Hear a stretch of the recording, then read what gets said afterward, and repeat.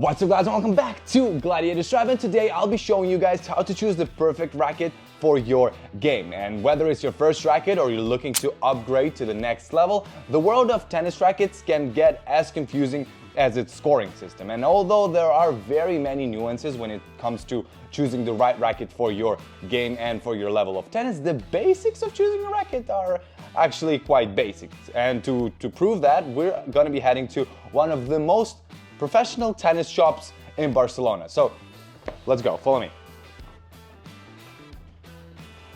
All right, Glad, so we've arrived and he's technically closed, but yeah.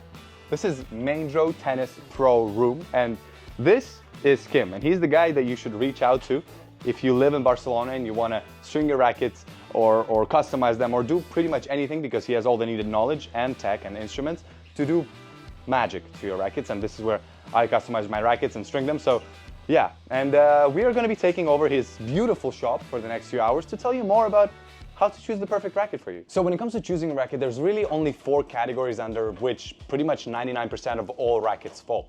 Those are control, power, feel, and spin. And out of those 4 categories, almost all of the rackets cover at least 2 of them. So they either fall under the control and feel category or under the power and spin category. And it's pretty much as simple as that. So if a racket is really good, say at control and feel, there's no way it's gonna be good at power and spin. For example, here we have the Wilson Blade Pro or the Wilson Ultra Pro. They're both 98 and 97 inch heads and 18 by 20 string patterns, as well as this, for example, this Pure Strike, it's a 98 inch head, and this Percept 97. So all of these rackets, for example, are absolutely incredible when it comes to control and feel. If you want a control-oriented rackets, these are actually like, you know, a good way to start. However, good luck trying to accelerate the ball or give it spin with such small heads, and that's kind of the theme with everything when it comes to rackets. A small head, for example, is really good for control and feel, but it's the opposite of what you're looking for if you want power and spin. Or on the other hand, say something like a Head Speed MP or a Babolat Pure Drive.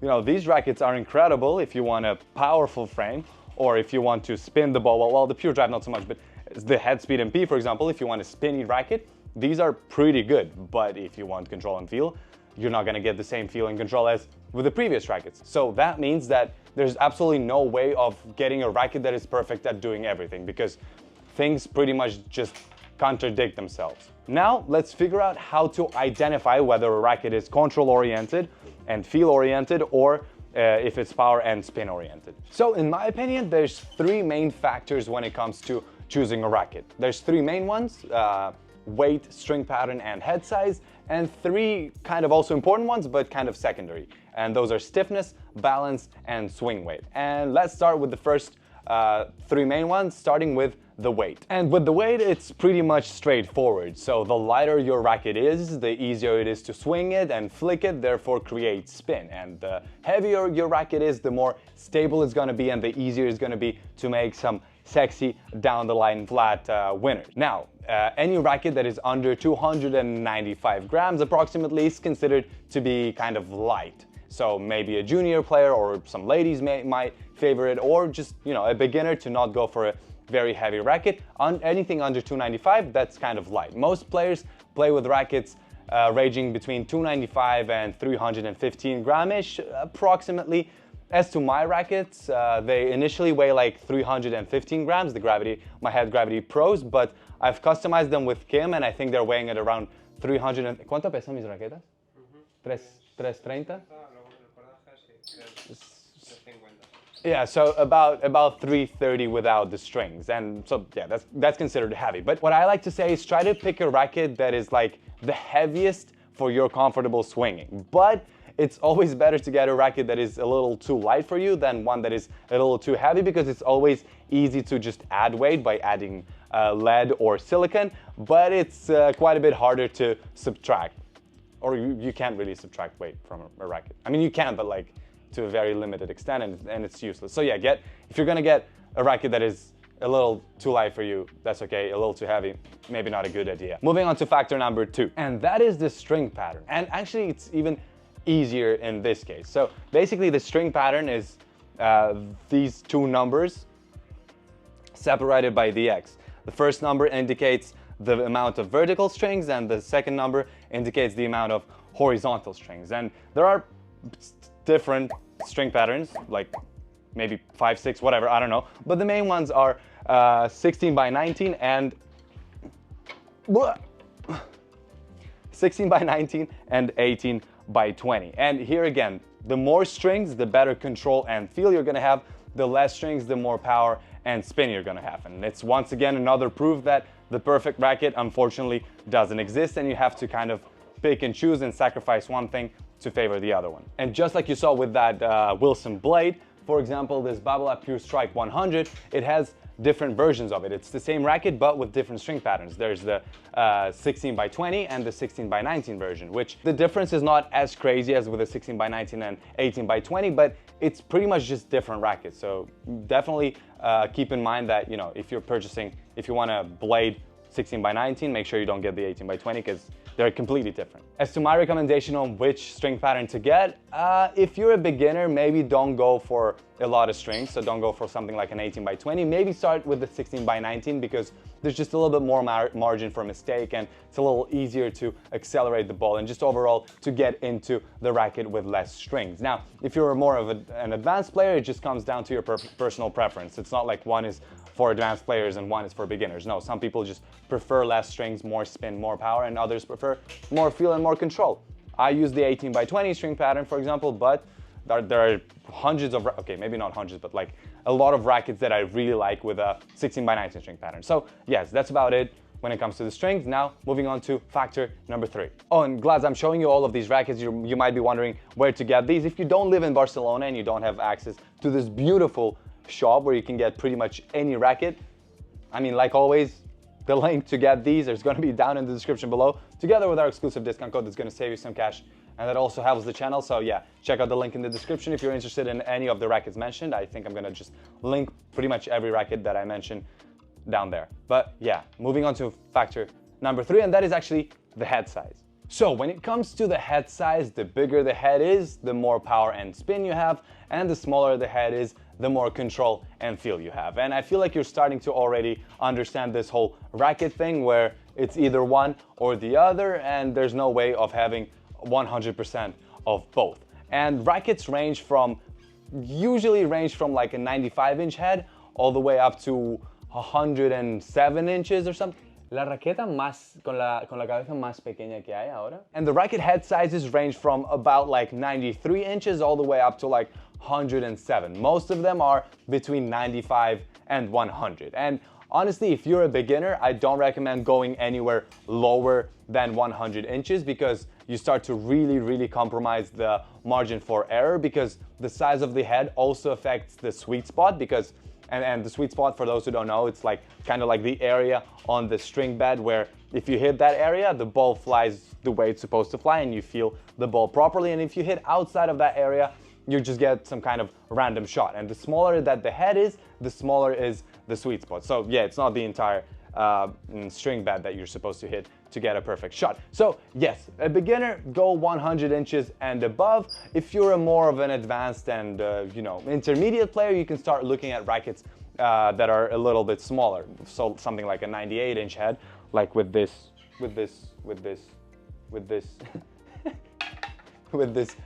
blade, for example, or even maybe a 97, like with this Wilson Ultra Pro, or with this Yonex Percept 97.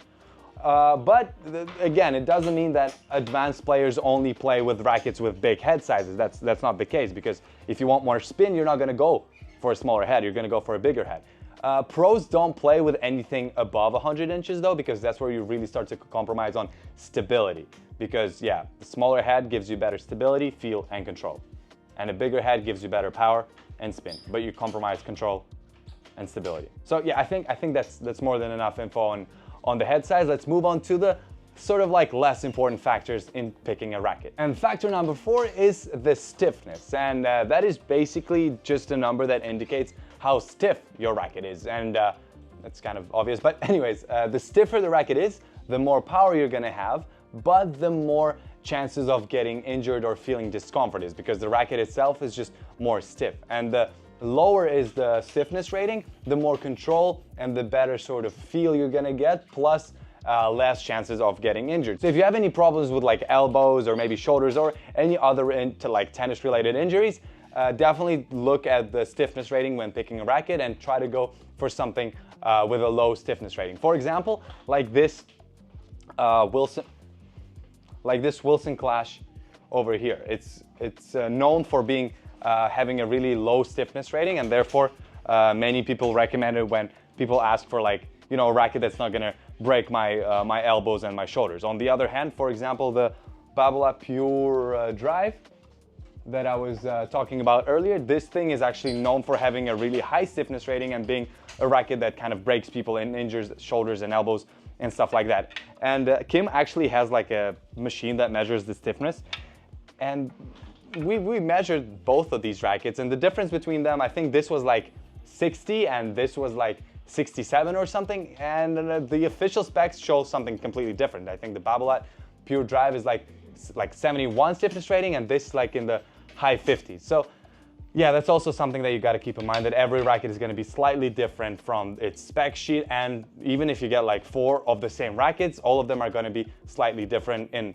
balance, weight, stiffness, and all of that. So yeah, there's really nothing you can do about it. It's just the nature of a racket. Glads, by the way, if you're enjoying this video, if you're actually liking it, why not give it a like, you know, because it really helps me and also the YouTube algorithm understand that you guys are liking these videos, so it's going to be pushing it into your recommended videos. And also, if you want more content like this, why not subscribe and hit the bell?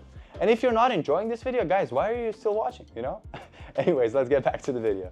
So factor number 5 is the balance of the racket. And the racket can have 3 types of balances. It can either be, the weight can either be all in the head, or well, most of it in the head. It can be in the handle, kind of, and it can be even.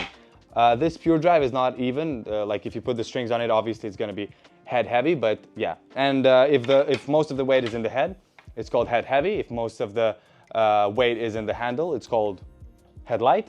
And if the weight is even, it's called even. You don't have to remember all of the terminology of the rackets, balances, but what you have to know is if the weight is in the head, it's going to be a more stable racket and it's going to be easier to produce the power, although probably a little bit harder to swing. And if the weight is in the handle, it's going to be easier to flick it, swing it, therefore create that sexy spin. If the weight distribution is even, it's kind of gonna have best of both worlds, but it's not gonna shine in any of the two. And that's pretty much it when it comes to the racket balance. There are ways to measure that racket balance, and again, Kim has the proper tools to measure it. And like I said before, if you buy 4 of the same rackets, their balance is probably going to be slightly different, and you're probably going to have to adjust it a little bit with adding some weight and, you know, here and there, maybe a little bit more in the handle or a little bit more in the head to kind of even them all out. And yeah, let's move on to factor number 6, and I think that is the last one. And that, my friends, is the swing weight. And the swing weight is kind of the combination of both the weight and the balance of the racket, because the swing weight is basically the weight of the racket when you swing it, I guess, yeah, if that makes sense. And again, the higher is the swing weight, the harder it is to swing the racket, but the more stable it's going to be, and the easier it's going to be to produce the power. And the less is the swing weight, the easier it's going to be to flick the racket, and therefore create the spin. And it's pretty much more of the same with every single one of these factors. But another quick little thing that you have to look into when picking a racket is the grip size, because you know, everyone has different hands, so therefore there's different grip sizes. And just like with the weight of the racket, it's always better to get a grip that's a little smaller for you than one that is a little too big for you. Because if you get a racket with a smaller grip, you can always kind of put an extra over grip on top to make it a little thicker. But if you get a grip that is way too big for you, there's nothing, well, there is a way of fixing it, but it's more time, effort, and money, because you can like kind of exchange the grips. But anyways, just go for a smaller grip if you're choosing between a bigger and a smaller one.